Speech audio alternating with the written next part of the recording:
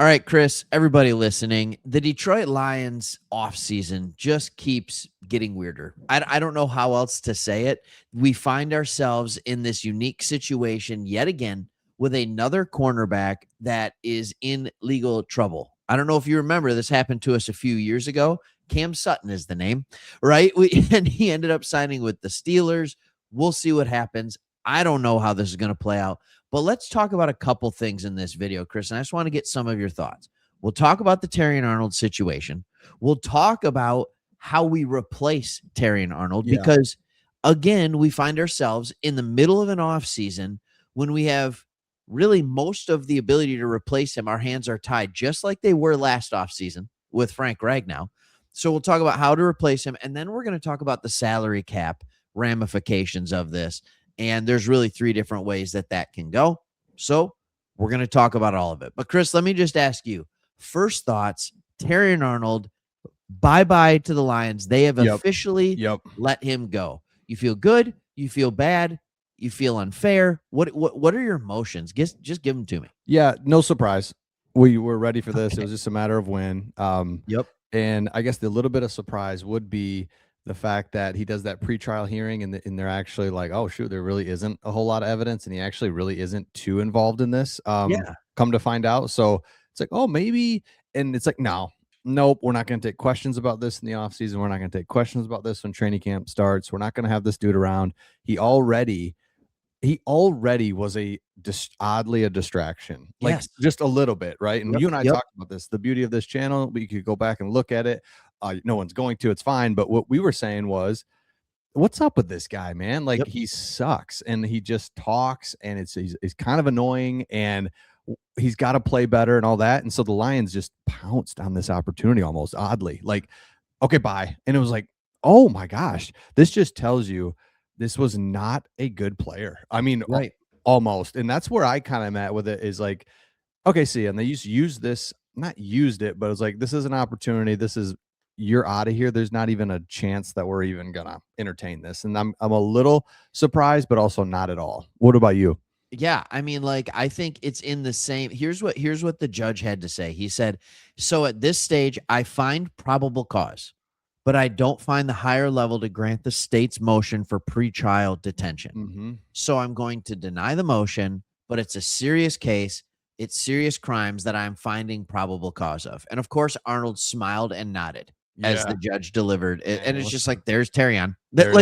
It's just like, yeah. I can't stop thinking about that moment that it's the NFL draft and he's talking to whoever, the safety from Ohio State. I don't say Ohio State players' names all the time, but like, and he's just like, I'll meet you there, baby. We'll be in the Hall of Fame together. And all the whole time it's like, dude, you organized a kidnapping and robbery. And you did and you suck and you aren't good. And you're bad at football. Yes. And he is bad at football. And I think that's one of those things that we're going to get into this in just a second. But for clarity, not only was he bad at football, but he was injured last year. And if you look at his PFF grades down here, his defensive grade was a 52.6 last year and a 50.8 his rookie year.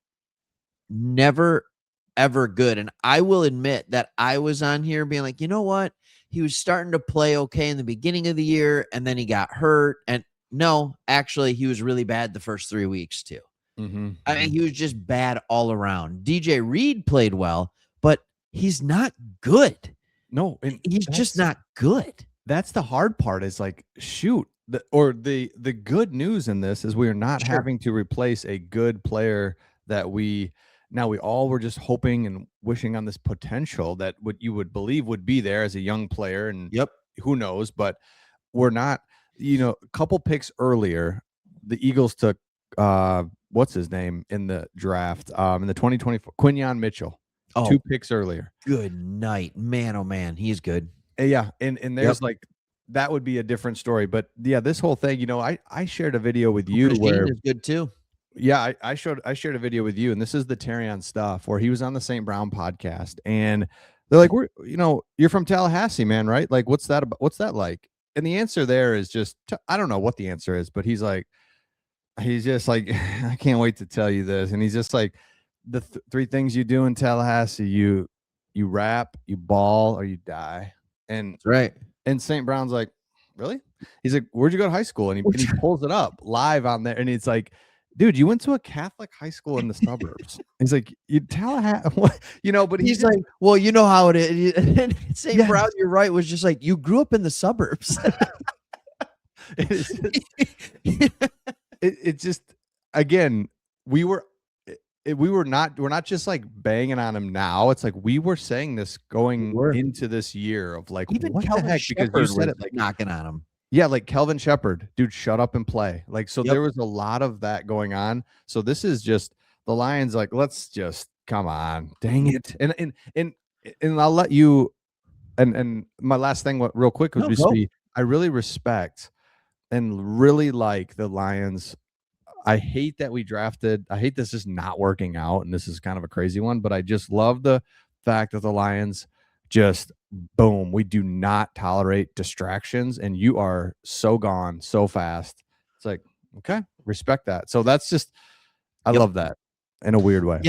Yeah, I do. And I think you have to do it. Sometimes they pull the trigger on these almost too fast, because if you waited and he was found guilty or something like that, like, you're not worrying about getting that money back, right? When you release him.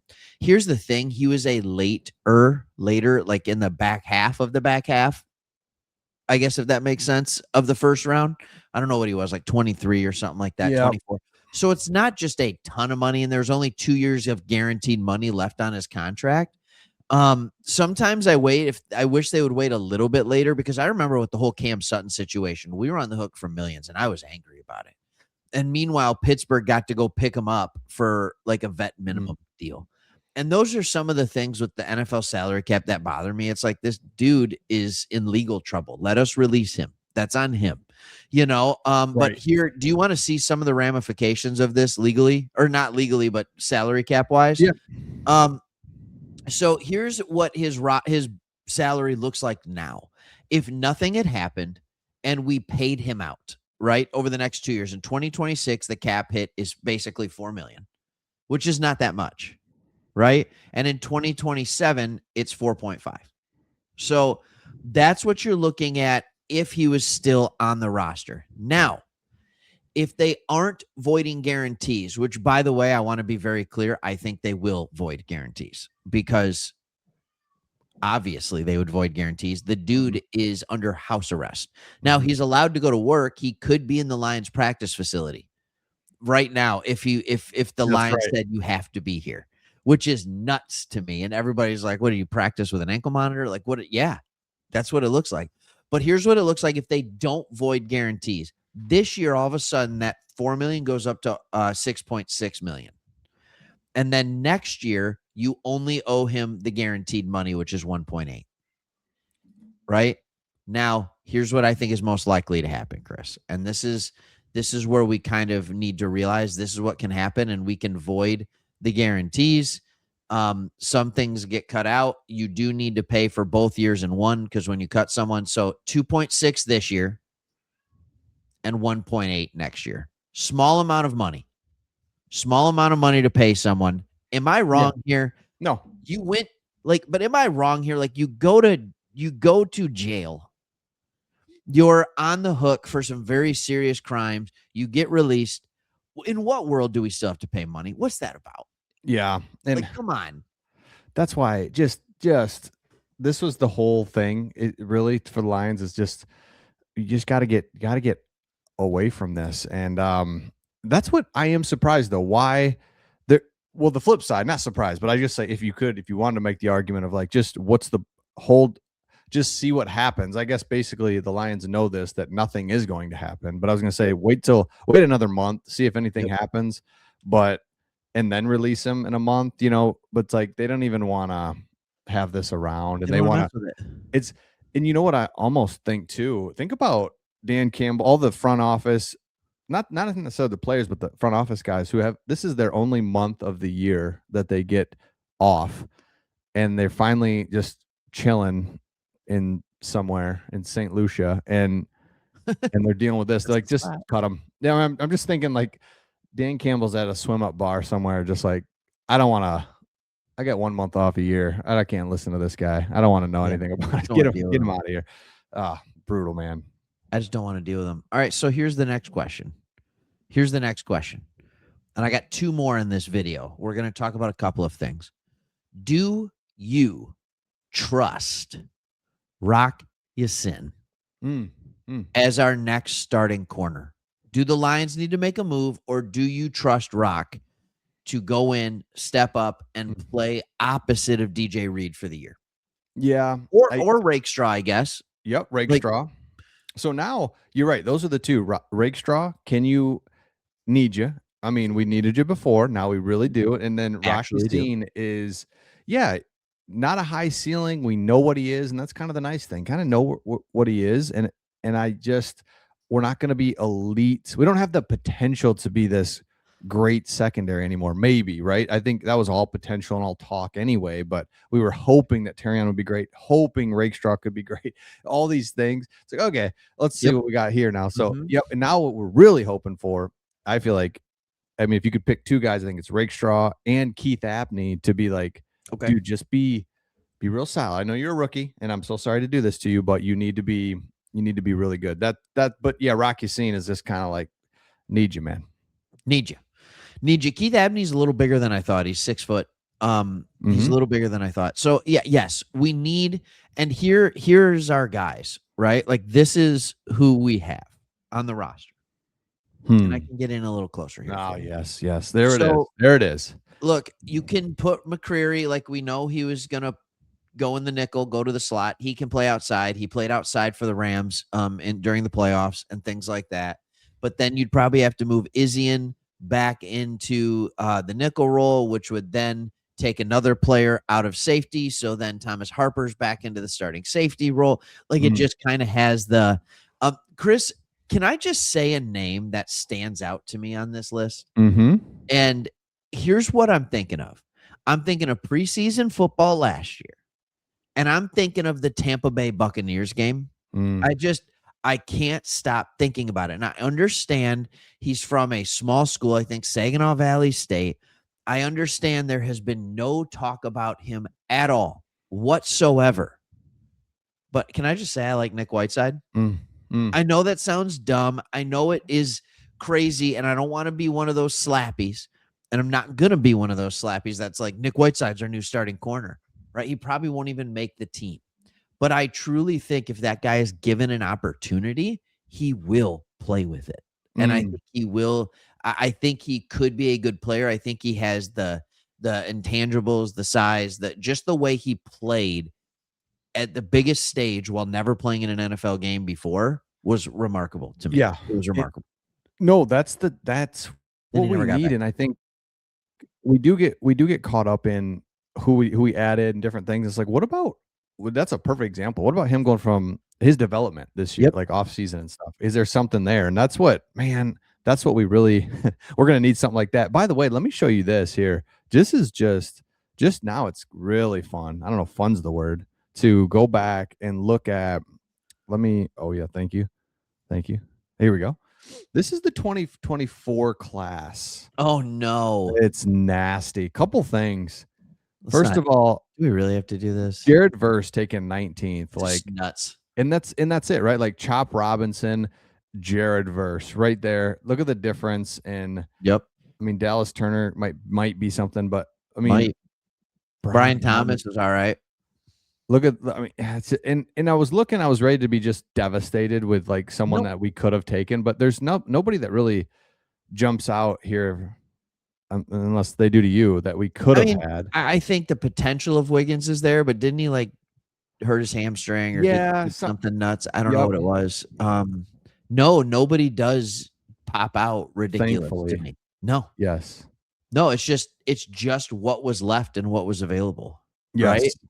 I mean, who wouldn't want Ladd McConkey, but we already have a better Ladd McConkey. Yep. All right. Jerjon Newton has been a complete bust so far. Not good. Cooper DeJean. There it is. And there it is.